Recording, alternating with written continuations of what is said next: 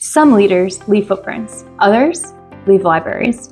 You're tuning into the Authors on Mission podcast, where industry giants become literacy legends. In every episode, we talk with authors who turn their brilliance into books that transform lives. I'm Danielle Hutchinson, your host and Chief Creative Officer at Authors on Mission. Welcome to your authorship experience.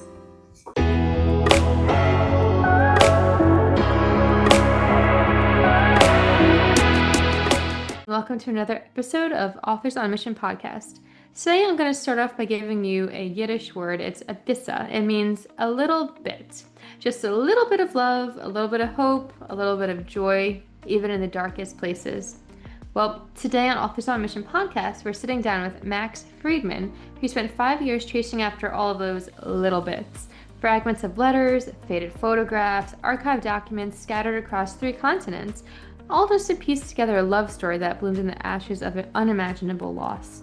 Max's book, Painful Joy, a Holocaust family memoir, is more than a Holocaust story. It's about what happens after survival, how 2 people who lost everything found each other in a Swedish refugee camp and dared to build a life together. It's all about how their son, decades later, discovered that the parents he thought he knew were much more complex, more human, more capable of joy than he'd ever imagined. So this is what happens when we tell ourselves about our families, stories about our families, and what happens when we finally have the courage to dig deeper. I'm looking forward to chatting all about Max's tale and the writing process as well here on today's episode. Without further ado, Max, welcome to the show. Oh, thank you. Thank you for having me. Of course, it's a deep honor. I'm really excited to chat about it all. And I'm just going to dive right on in. I mean, growing up as a second-generation survivor, your parents, as you mentioned to me in the materials, seemed tragically damaged, as you said. So I'm wondering if you could describe a little bit about that and what it was like growing up for you. And then, of course, what ultimately led you to diving deeper and writing your book. Sure. I'll do more than a little bissel of this. I survived their survival. That's sort of the way I think about what happened to them and what happened to my older sister and me as a result of the traumas that they experienced for most of their lives in many ways, and certainly during the Holocaust. So when we were growing up, we started out in Sweden, and that's where we were born. My parents met in Sweden, as you say, in an alien camp after their liberation from Bergen-Belsen, which is the camp where Anne Frank and her sister died. And my mother was there at that time, also deathly ill with typhus. They met in the alien camp, and as 2 survivors, and as many survivors were, they found each other. They had no one else. They had lost their first families, they had lost their siblings, they had lost their parents, they had lost everybody. And so they found each other. And growing up with them was a challenge. And I'm sure it was even more a challenge of them just being in the United States, being together, trying to start a new family, being very poor, living in Coney Island. And as I like to say, or don't like to say, for most kids, living in Coney Island would have been a joy. It has amusement parks, it's a beach community. For us, we weren't allowed to go on any rides, and instead we experienced their traumas. They had nightmares often. We would wake them up from their nightmares. They suffered from PTSD. They got no help. And they fought with each other. They fought mostly about money, and they fought about what my mother thought was my father's lack of ambition. And I think what my father had instead was a way to try to salvage his past by basically living the safest possible way he could and not taking any chances. So that's what it was like. And until I was almost 70, I didn't want to know much more. And my grandson, who was 8 at the time, started to ask me about my past and started to ask about problems that he was sort of having in his family at an age of 8.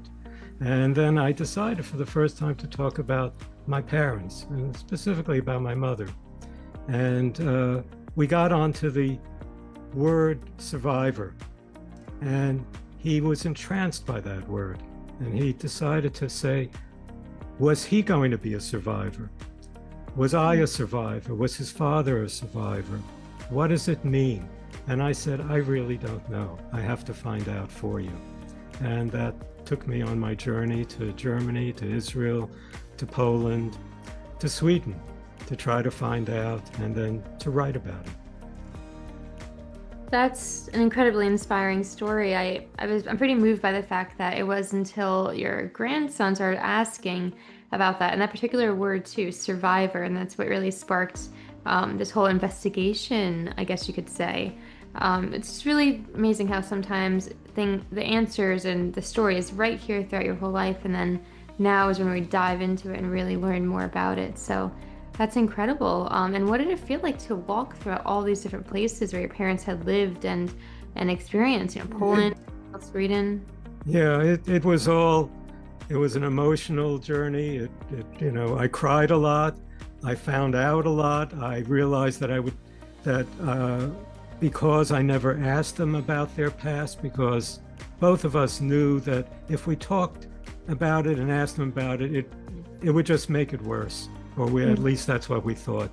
My father never spoke about anything that ever happened to him in his life, let alone the Holocaust, except for one conversation that we had when I was 20 years old. We can get into that later. And my mother, sadly, was so damaged that she could only talk about the camps. So from the time we were little, she talked about Mengele and about Auschwitz and about Bergen-Belsen and all the places that she was and the people that she met. And it was sad to see.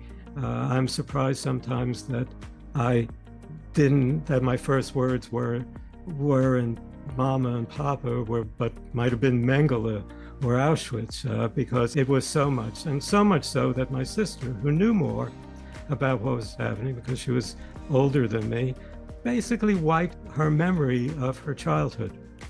She didn't want to remember all that she had heard. She never would go anywhere near the Holocaust, the story, and so it was a very sort of strange world that we lived in, where half of us knew too much and half of us knew nothing, and it was only until my grandson sort of sparked a journey. My parents had already passed away, that I felt an obligation, I think, to not only tell him, but to find out myself what of myself was them and what was their Holocaust experience at some level. Wow, well, it's amazing to think that you had such not parallel, but contrasting experiences from your mother and your father, being that she would always speak of it and then he wouldn't. I'm wondering if you let us know a little bit more about that conversation at 20. What was that all about?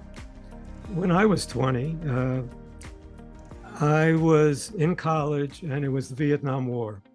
And I didn't want to go to Vietnam, but they had run out of soldiers, so there was no longer a student deferment. And you would take a lottery number, and if it was a low number, you might go to war. And if it wasn't, you were lucky. My number turned out not to be so lucky. So I told my father, because someone had told me, that you could get an emotional deferment if somebody was emotionally dependent upon you, such that if you were to leave them, something horrible might happen to them. And I said to myself, that certainly describes my parents and my relationship to them. They had lost everyone, as I would find out later, though not specifically until later. And so I told my father, you have to tell me something. I have to go before the draft board, and you have to tell me something about your past. And for 20 minutes, he told me about what he said was the last time that he saw his first wife and his two children, two little girls. He didn't tell me her name. He didn't tell me the children's name. He didn't tell me how old they were. I had to find all that out later. But he told me that, and I got a deferment. That's incredible. So it really took that to be able to really dive deep into that story, that that draft. But thank goodness, I guess, in a way that you were able to. You learned so much because of that. Yeah. Right, that's incredible. Um, so kind of branching off of all of this, now that you started to learn a little bit more about your parents' lives and dive into it, and you traveled, of course, you eventually dive into the writing process. Especially because this is an author's podcast, we love to know about the process of creating the books. For you, I think a lot of this was researching. You spent 5 years researching. So what did you find to be the most challenging part of that research process? Well, the most challenging part, besides the emotional sort of angst and just feelings that would well up the first time I found out the names of my father's first children, and the dates when they were murdered in Auschwitz, and then go to Auschwitz. So all of that was very difficult, but mostly it was trying to decipher what was real, what wasn't, what facts about them, about their family still existed.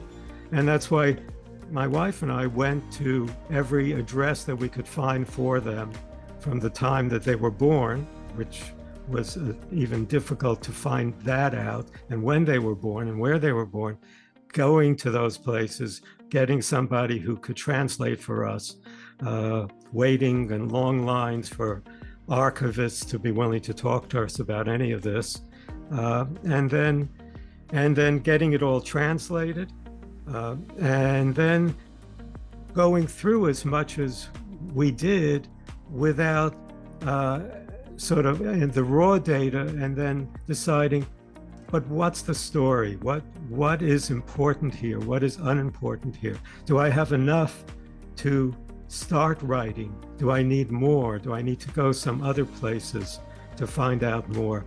And that's when we started with the Polish archives. They were born in Poland, and that's where they were imprisoned, though they were also imprisoned in Germany. But then after that, we went to Sweden, and we found a totally new archives with people who were actually much more helpful and much more empathetic and caring about what we were doing and why. And that's where I started to unravel whether this was just a story about how terrible everything was, but was there another story about what hope there was as well? And in the case of my parents, who I never really thought loved each other, I found evidence of that love. And that turned me into another person. That's incredible that you were able to dig up evidence of their love. I love the way you said that too, just the reveal of that, because it's fascinating when we think about our parents growing up and our own perspectives. It's going to be a different perspective than what they saw of each other, especially in the beginning and all of that. So that's amazing that you're able to, bring that to light and really learn about it. It must have been really heartfelt to dive in. It was extraordinary. It was a letter that I found in the Swedish archives that was in Yiddish, which is the language that my parents spoke to us the entire time we were growing up. My sister still has some of that. I lost it because I think I wanted so much to separate from them. I separated from their language in a certain way as well. But I found a letter that he had written to a lawyer about, I would say, 2 months after he met my mother, who was to become my mother. And he talked in this letter in Yiddish. He had beautiful handwriting, even though he only had a 6th grade education, about falling in love with her, and she fell in love with him. And even though they weren't certain yet, 100% certain that their first spouses, my mother also had a husband who was murdered in Buchenwald, they were sure that they were gone, but they were still hunting. But they said if it turns out that it was just the two of them now, they were going to live together, and if and when allowed, they would marry, and they would start lives together. Because in that letter he said, "This woman has lost everyone. I don't want her to lose me as well, and I don't want her to lose anything more. And we love each other." And they had been together for 10 days in this alien camp, and then they were separated, and they went to different camps again, better camps than the ones in Germany and Poland, but still camps. Right. They didn't have a normal life at all. And then eventually, neither of them could leave Sweden because they had nowhere to go. So they stayed in Sweden, and they married on Christmas Day in 1946, because that was the only day when they weren't working, and they could invite some of the people who worked with them were also off, and they would come to the wedding. And so finding that love letter, as I call it, I think I opened the book with the letter that I found, and that actually gave me the title for the book as well. That's incredible. It's just beautiful that they were able to do that. And I guess it just goes to show that they got married on Christmas Day. It shows how hardworking they were, that was the one day they were able to. And that's, I mean, what came of that is a beautiful life with you, and being able to raise you and your sister and your siblings. So it all worked out. So it must have been really interesting, though, to take the Yiddish writing and translate that, and then connect that to the book and write in such a voice that everybody's engaged in and understands and loves. Can you tell us a little bit more about this writing process, from translating to writing? Yeah. So initially, I was writing a book for my grandson, and to some degree for me, and maybe for my sister. Though when I gave her the manuscript, I told her that since she had wiped her memory of most of the things that are in the book, that if it still harmed her in some way, if this was too difficult for her, I would just throw the book away, and my grandson would have it, and that would be the end of it. But she said she wanted her family, she had 4 boys, to also learn about it. And so I understood some Yiddish, but I couldn't really speak it. And so I had to, again, find translators. And once I found a number of documents that I thought were pivotal, I said to myself, so where do I start the story? Because I could have started it with the camps. I could have started it with just when they were born, where they were born, and what kind of lives did they lead. And I decided I would start it where the magic happened for me. And so I would start it at an emotional moment, because the book is very emotional in many respects. And the people who have read the book, I think, have always commented on the amount of empathy that you feel for these two people who are strangers at the beginning, people who I and my sister saw as damaged people, but then they become people in a story of hope, of disaster, of horror, of survival. And then my hope was that it would be something more than survival, because I always looked at them as survivors, and that was what, in a sense, I became. And it allowed me to distance myself by starting at a very emotional point, and then sort of going backwards and say, how did we get to this point? And then going forwards, in the middle of the book, you meet my sister and you meet me. We leave Sweden and we come to the United States. And then it's the 4 of us. And then you get a different perspective on life together, as opposed to them first trying to create a life, then losing everybody in their lives, and then coming out of it again and finding another family to, as I say, my father had a chance to become a father a second time. And he was actually a lovely person and a lovely father. My mother was, as I told my grandson, more difficult.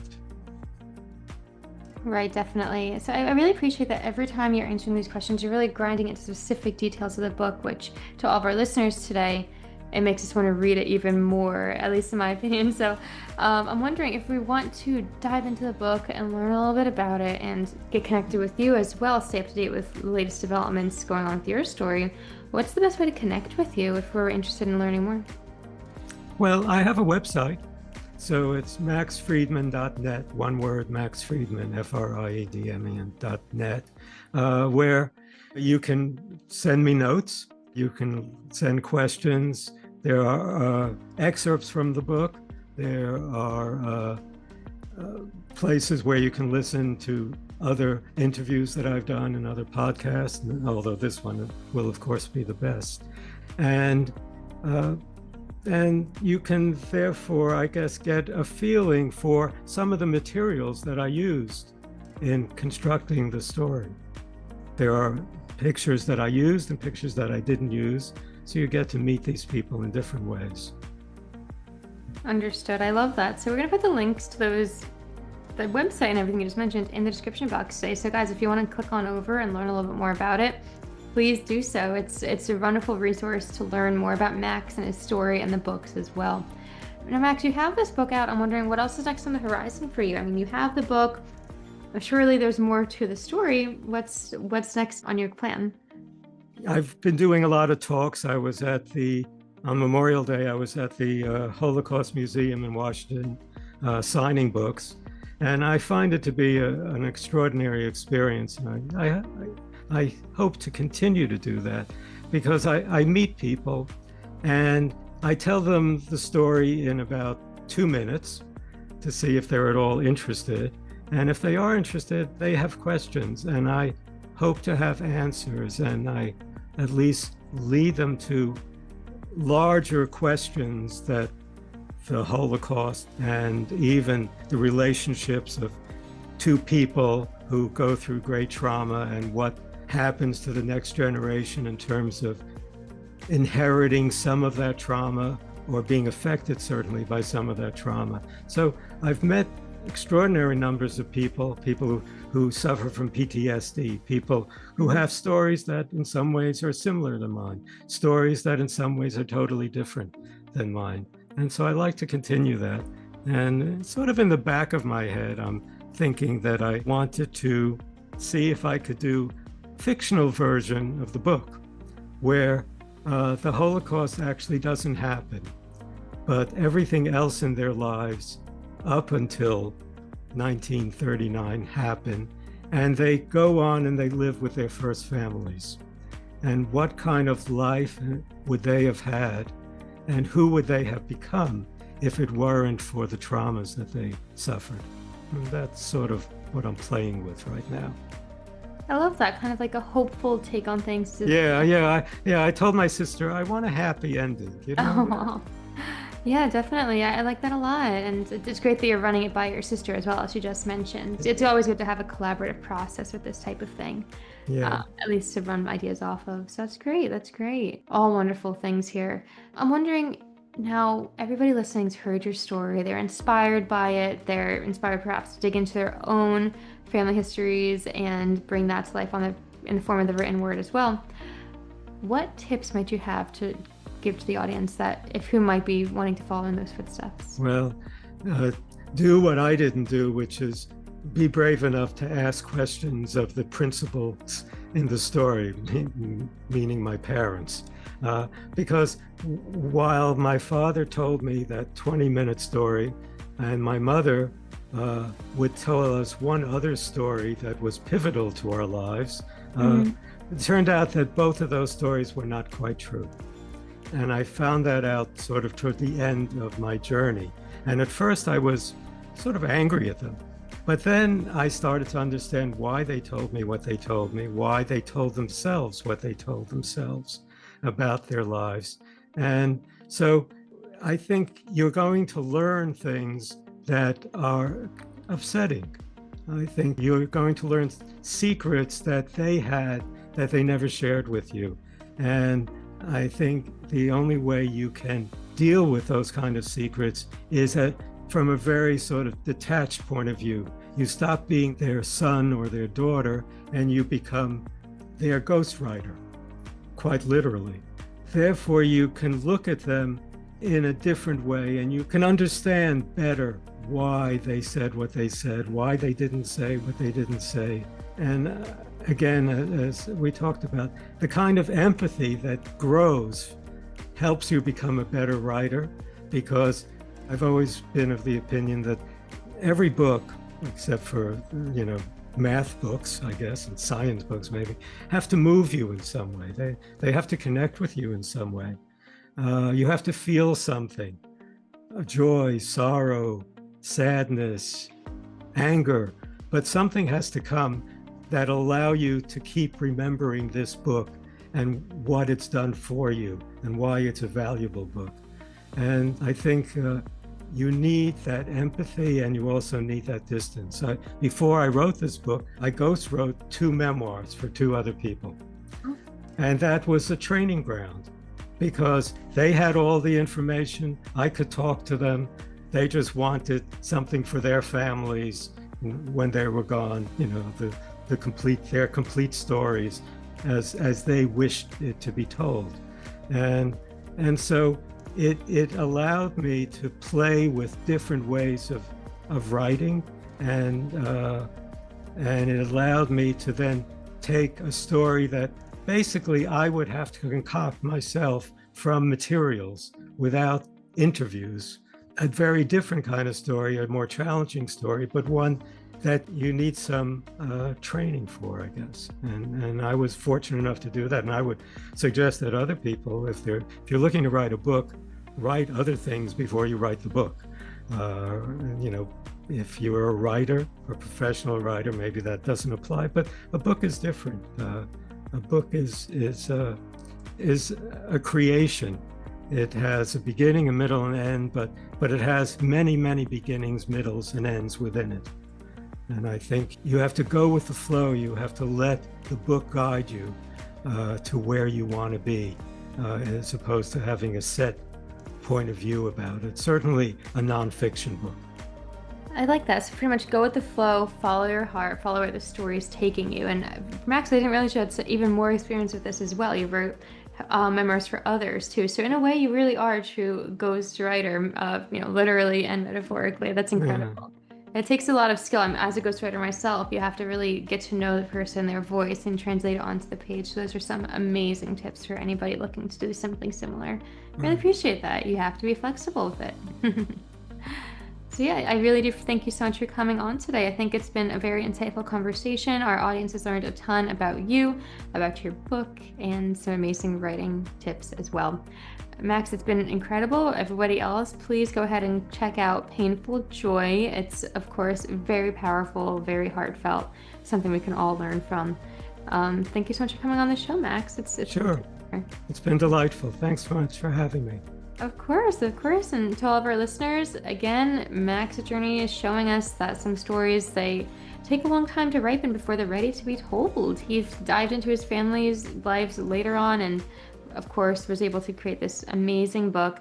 So sometimes the book that you'll write is one that scares you the most, one that requires you to travel across continents, learn new languages, sit with uncomfortable truths about the people you love. And Max has done exactly that. So it's really been a truly wonderful conversation.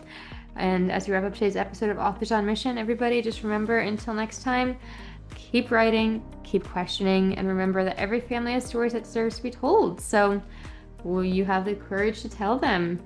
I hope you are inspired by that today. We'll see you next time on the Authors on Mission podcast. This is Danielle Hutchinson reminding you that somewhere, someone needs the book that only you can write. Visit authorsonmission.com to start your legacy. Until next time, keep leading, keep inspiring, and keep thinking in chapters. Have a great day.